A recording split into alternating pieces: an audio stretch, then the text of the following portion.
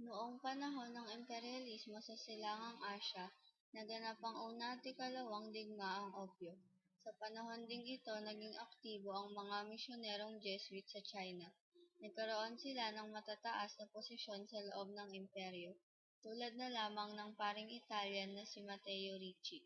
Siya ang kauna-unahang Europeyong inanyayahang makapasok sa Forbidden City.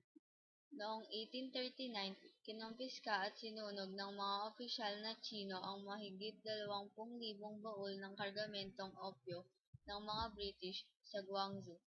Ito ang sanhi ng pagsiklab ng kauna-unahang hidwaang militar ng China sa mga dayuhan, ang unang digmaang opyo. Pinatunayan ng digmaang ito na walang laban ang mga kagamitang pandigma ng mga Tsino sa mga makabagong barkong pandigma ng mga British.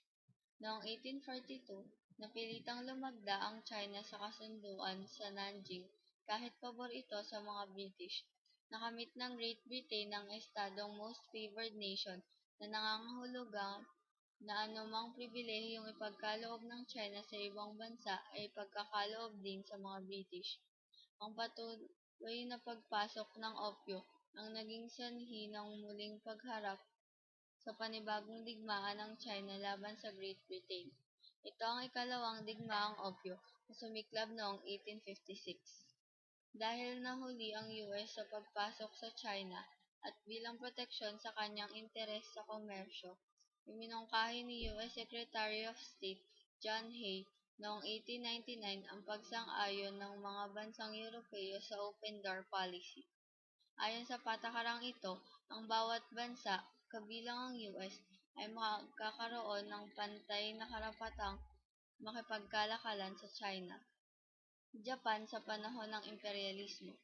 Sa panahong ito, pinalitan ng pamahalaang Meiji ang Tokugawa.